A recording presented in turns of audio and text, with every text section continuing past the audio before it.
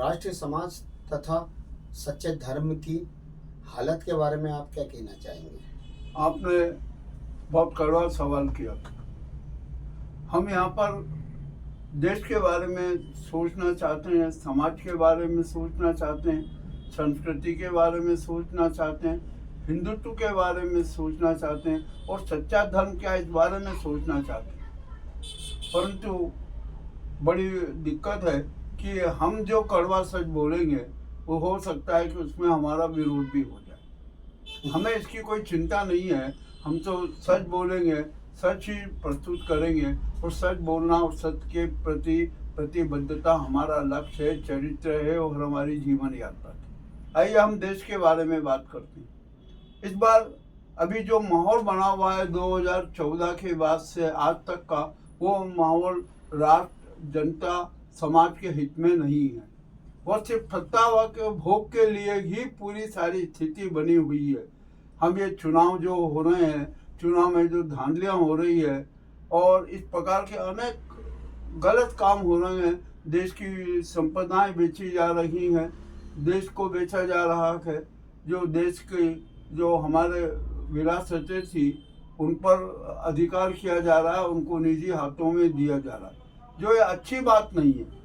यह देश के लिए बड़ी खराब बात है। और दूसरी बात, सत्ता स्वार्थ के लिए समाज को तोड़ा जा रहा है, समाज में फूट डाली जा रही है। अरे ये तो अंग्रेजों के बाप निकले, अंग्रेजों ने हिंदू मुस्लिम के बीच में किया था, परंतु ये तो सभी पंथों के समाजों में भी तोड़ रहे हैं, उनको भी वो विभक्त कर रहे हैं, उनमें भी एक द्वेषता की भावना पैदा कर रहे हैं। यह बात अच्छी नहीं है। अब तीसरी बात आती है हम हिंदुत्व। आखिरकार एक हमारे जो है संस्कृति के, सभ्यता के, हिंदुत्व के ठेकेदार बने हुए हैं, हम उनसे एक प्रश्न पूछना चाहते हैं कि आखिरकार सच्चा हिंदुत्व की परिभाषा बता। तो हिंदुत्व की परिभाषा बता। वे नहीं बताते हैं, वे मौन रहते हैं। कारण क्या जो मौन रहते हैं? आखिरकार सच्चा हिंदुत्व क्या है?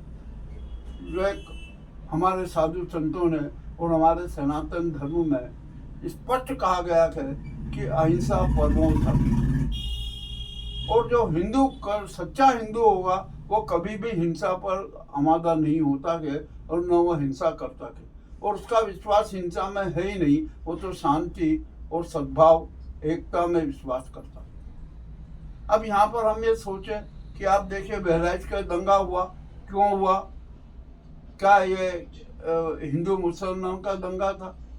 क्या ये हम किसी भी धार्मिक स्थल के सामने अश्लील गाने बजाएं, नारे लगाएं, क्या ये हिंदुत्व है? और यदि दूसरे पंथ के लोग हैं, यदि कोई समारोह निकल रहा है और यदि उसमें अनावश्यक जो बातें कही जा रही है, हम उनको निगलेक्ट कर दें, उनको भी अवॉइड कर दें, पत्थरबाजी क्यों करें? हम किसी का झंडा क्यों उखाड़े? क्या झंडा गिरा देने से और भगवा झंडा फहरा देने से स्थितियां बदल जाएगी? कुछ भी नहीं होगा। जो ये हमारे सब हिंदुत्व के है, सनातन धर्म के खिलाफ आचरण किए जा रहे हैं। और एक इसके पीछे एक ही बहुत गंभीर बात है कि जो संघ जो अपने आप को संस्कृति, सभ्यता, हिंदू धर्म का ठेकेदार बताता है, उसको सनातन धर्म से कोई सरोकार नहीं है, हिंदू धर्म से कोई सरोकार नहीं। उसे तो अपना कोंकणी धर्म को स्थापित करना है और उस कोंकणी धर्म का गुलाम पूरे भारत को बनाना है। यह एक मूल बात है। तो इसकी बहुत बड़ी व्याख्या है, जब कभी समय मिलेगा तो इसके बाद अपन बहुत विस्तार से चर्चा करेंगे। अब यहाँ पर आता है सनातन धर्म। अरे सनातन धर्म तो विश्व में सर्वमान्य है। उसके जो सिद्धांत है वो हर पंथ में मिलेंगे, हर धर्म शास्त्रों में मिलेंगे।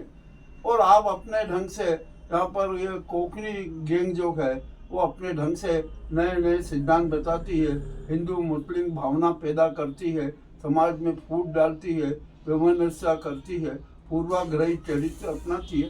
ये कोई सनातन धर्म नहीं है। और इनका तो सनातन धर्म को विश्वास ही नहीं है। ये सनातन धर्म के क्रूर हत्यारे हैं। अब यहाँ पर एक बात मैं और बता दूं कि हम जो हिंदू धर्म वाली जो हिंदू धर्म की हम बात करते हैं, उसमें एक बात मैं बहुत स्पष्ट कहना चाहता हूँ कि ये धर्म है ना, एक तो जो दिखावे का धर्म, दिखावे के दान हो रहे हैं ना, ये कोई धर्म नहीं होता। धर्म तो क्या होता है कि हम अपने आप का आत्मचिंतन करें, सच्चे उपवास के साथ आत्मचिंतन करें, अपने आप को जानें। हम जो अपने आप से दूर हो गए हैं, हम उससे परिचय और उससे एकाकार करें। जब यदि हम सच्चा अध्यात्म करेंगे तो हमारे दिमाग में बिल्कुल स्पष्टवादिता आ जाएगी कि हम सब एक हैं, हम सब में भगवान राम है, अल्लाह है, मसीह है, ये सभी सारे देवताओं के जो अच्छे गुण हैं, देवदूतों के गुण हैं, वो हमारे दिलो दिमाग में।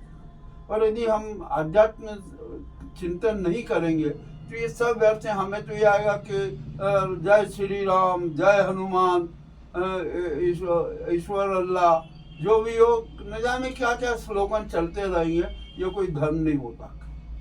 सच्चा धर्म तो यही है कि अपना आत्मचिंतन करें और जो हम सूर्य संस्कार के साथ अपनी जीवन यात्रा पूर्ण करें। अब मैं आपसे एक बात बहुत बड़ी बताता हूँ कि आखिरकार धर्म क्या है। ये तो आप इसकी परिभाषा तो जानिए। इस परिभाषा को स्वामी विवेकानंद जी ने स्पष्ट रूप से कह दिया कि जो हमारे सूर्य संस्कार हैं, हमारी जो सूर्य संस्कृति है, हम उसको मूर्त रूप देते हैं, उसका अनुपालन करते हैं, वही धर्म होता है और वही धारण योग्य होता है। ये जो दिखावे का धर्म, दान, नाटकबाजी, हिंदू मुस्लिम की भावना और ये जो समाज में फूट डालो, सत्तावादी राजनीति करो, ये कोई धर्म नहीं होता है। ये तो इन सत्तावादी खेलों का एक हिस्सा है जो हमारे यहाँ पर चल रहा है।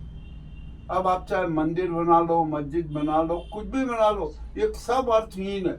आपने अभी देखा कि अब जितने भी यहाँ आराधना स्थल बने हुए हैं, सब में आर्थिकता नजर आ गई, सब व्यवसाय केंद्र हो गए। तो कहाँ बचा धर्म आपका? और सनातन धर्म में ये व्यवस्था है ही नहीं। सनातन धर्म में तो ये है कि आप अपने घर में बैठ के ईश्वर का आत्मचिंतन कीजिए, अल्लाह का आत्मचिंतन कीजिए, उसके प्रति नतमस्तक होते रहिए। यह है धर्म। जो हर धर्म में इन बातों को ही महत्व दिया गया। त्याग कीजिए, दया धर्म कीजिए, करुणा रखिए, प्रेम रखिए, व्यवहार रखिए, सद्व्यवहार रखिए, सूर्य संस्कृति पूर्ण जीवन यापन कीजिए। यही तो सच्चा धर्म है। आप इसे हिंदुत्व कह दो, सनातन धर्म कह दो, यही एक स्पष्ट बात है। किंतु अब वर्तमान के परिदृश्य में आप देख लीजिए कि क्या हम सच्चे हिंदू हैं? हम जो धर्म के नाम पर, राम के नाम पर उत्पात मचाते हैं, कोई हम जुलूस पर पत्थर फेंक रहे हैं और गढ़वा पांडालों में और विभिन्न धार्मिक समारोह में जो उन्मादी प्रदर्शन होता है, हिंसा घटनाएं होती है, आगजनी होती है, ये सब कोई हिंदुत्व की नहीं है, ये कोई सनातन धर्म की विधा नहीं है। ये तो सब हमारे सत्तावादी स्वार्थी तत्वों की राजनीति है।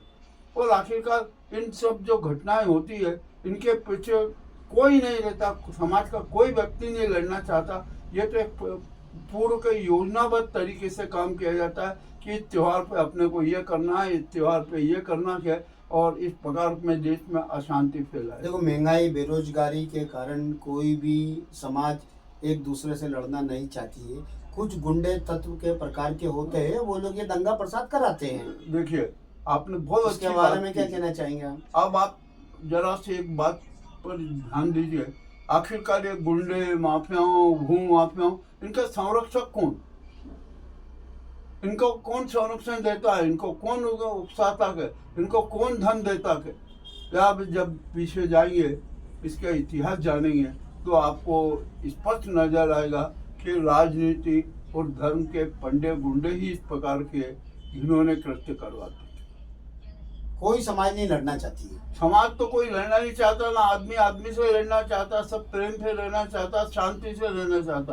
परंतु ये नाजी, कोकनी गैंग और जो राजनीति और सत्ता के जो दैत्य हैं, यही जो विवाद करवाते हैं, यही सब दंगे करवाते हैं, यही हिंसा फैलवाते हैं। इन पे अंकुश लगेगा नहीं लगेगा, इसके बारे में क्या कहना चाहिए? इन पे अंकुश लग जाता है तो फिर ये दंगा बेचारी जनता तो बिल्कुल शांतिपूर्ण रहना चाहती है।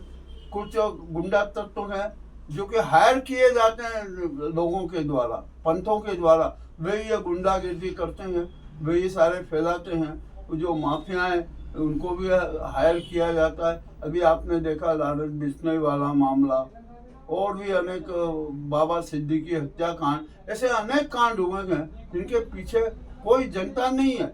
ये सिर्फ गुंडों की लड़ाई है, माफियाओं की लड़ाई है, और इन माफियाओं को साथ देने में हमारे राजनेता कभी पीछे नहीं होते।